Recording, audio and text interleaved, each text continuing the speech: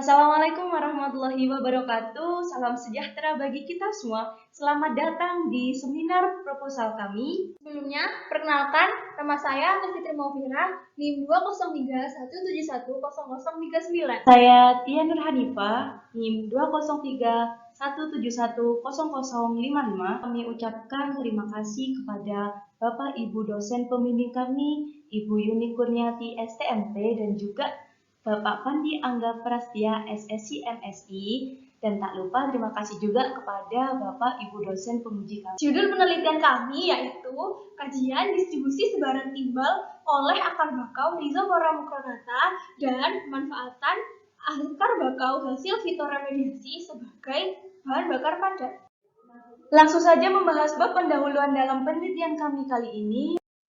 Latar belakang dari penelitian kami kali ini adalah banyaknya industri di Indonesia yang semakin tahun semakin meningkat dan juga diikuti oleh aktivitas-aktivitas industri yang semakin tahun juga semakin berkembang.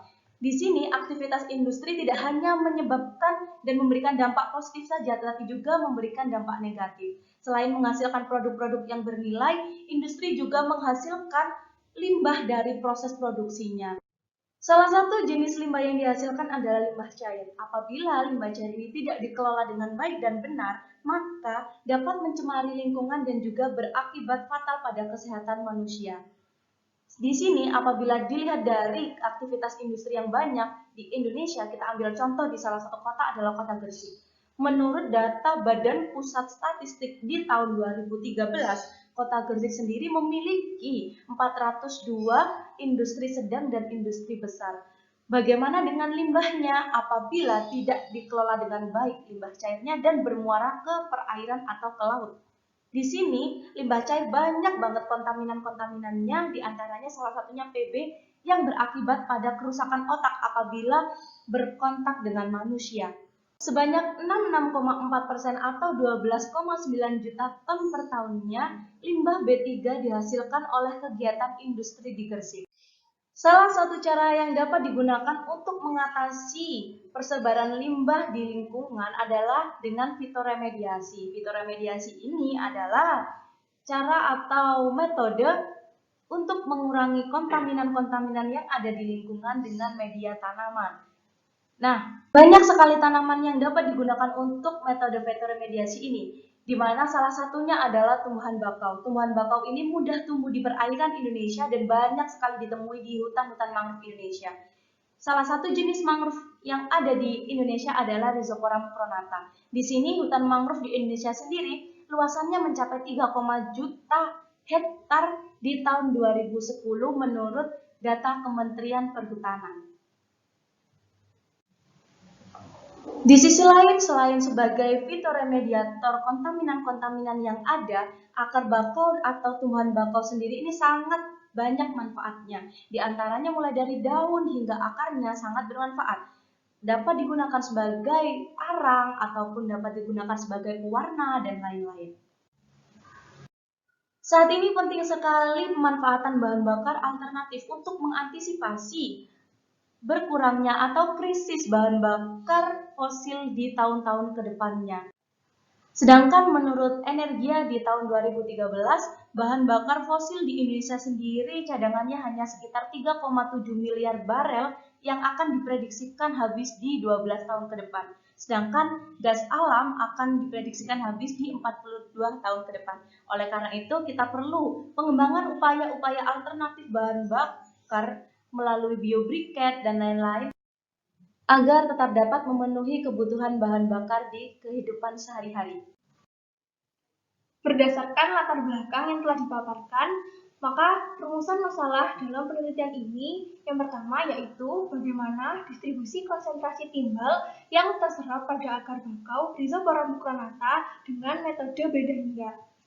Yang kedua, apakah pemanfaatan akar tanaman bakau yang telah digunakan pada proses fitoremediasi menjadi bahan bakar pada briket memiliki karakterisasi seperti pada briket umumnya?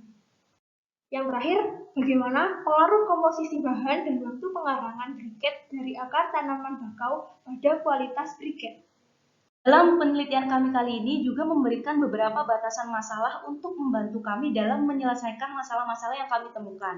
Di antaranya adalah yang pertama, data konsentrasi timbal atau PB didapatkan dari data penelitian-penelitian sebelumnya. Kedua, pembuatan briquet dan uji karakterisasi briquet yang kami buat berskala rumah tangga artinya secara sederhana. Tiga, menggunakan syarat batas Dirichlet dan juga Newman dengan metode beda hingga maju skema eksplisit atau FTCS dalam perhitungannya. Yang terakhir adalah asumsi perhitungan distribusi timbal pada akar bakau Rhizopora mucronata, di mana asumsinya yang pertama, aliran timbal pada akar bakau hanya terjadi satu arah, yaitu dari kulit akarnya menuju ke bagian tengah akarnya. Dan yang kedua, yang diasumsikan lagi adalah nilai konsentrasi timbal yang menjadi batas kanan dan batas kirinya itu dianggap sama, sehingga kita hanya melakukan satu kali perhitungan saja, yaitu separuh domain.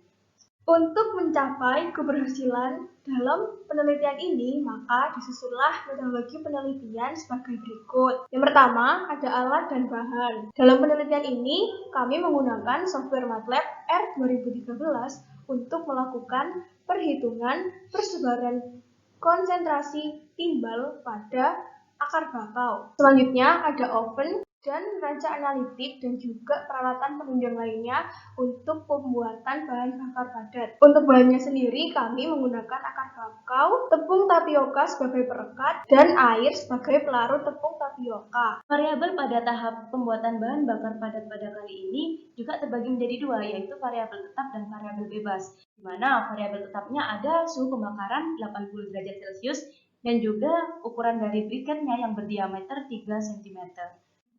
Sedangkan variabel bebas dalam tahap pembuatan bahan bakar padat ini ada dua, yaitu komposisi bahan dan juga waktu pengarangannya. Komposisi bahan antara bahan perekat dan bahan bakunya kita menggunakan rasio 1:1, 1:2, 1:9, dan juga 3:7. Untuk waktu pengarangannya sendiri, kami menggunakan 8 jam dan 12 jam untuk pembuatan briquetnya.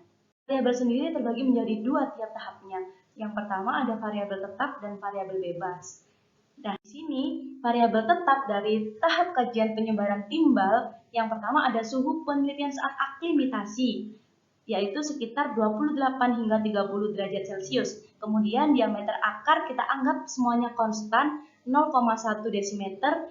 Dan yang ketiga ada koefisien difusi timbal sendiri 1,512 kali 10 pangkat min 7 desimeter persegi. Sedangkan variabel bebas pada tahap kajian penyebaran timbal kali ini adalah nilai awal konsentrasi timbal PB-nya di akarnya yaitu 1,82 ppm, kemudian waktu pengujiannya 10, 20, dan 30 hari, serta kadar logam PB hasil fitoremediasi dari jurnal yang kami peroleh. Berikutnya adalah tahapan penelitian atau langkah-langkah penelitian untuk mengetahui penyerapan dan juga persebaran logam berat timbal pada akar Rhizopora mucronata. Pertama, kita melakukan studi pustaka, kemudian pengumpulan data dari jurnal-jurnal dan penelitian sebelumnya, dan mengidentifikasi masalah dan menentukan asumsi-asumsinya. Untuk berikutnya, membuat model aliran timbal dengan memodifikasi persamaan difusi dan juga menerapkan skema beda hingga eksplisit atau FTCS.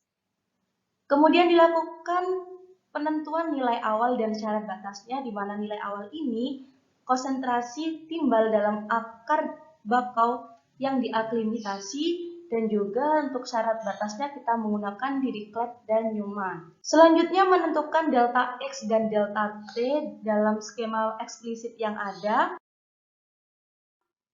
dan juga melakukan perhitungan numerik secara manual dari persamaan yang sudah dimodifikasi. Kemudian mensimulasikan dan menginterpretasikan dengan menggunakan program MATLAB R2013 dan diperoleh hasil berupa grafik sebaran timbal pada akar Rhizopora mucronata. Selanjutnya, yaitu tahapan penelitian dalam proses pembuatan bahan bakar padat. Yang pertama, bahan baku dilakukan proses drying untuk mengurangi kadar air dalam bahan baku tersebut.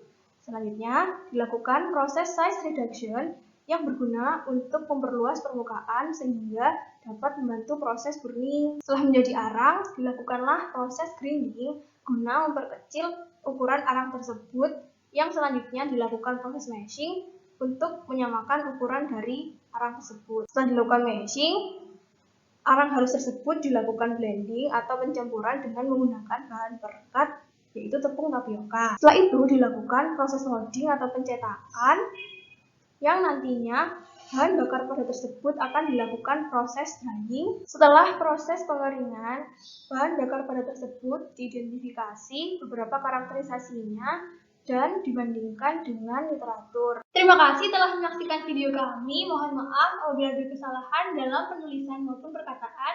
Besar harapan kami untuk dapat menerima kritik dan saran dari teman-teman dan Bapak Ibu dosen sekalian untuk membangun penelitian kami selanjutnya. Kalau ada sumur di ladang, boleh kita menumpang mandi. Kalau ada umurku panjang, boleh kita berjumpa lagi. Wassalamualaikum warahmatullahi wabarakatuh.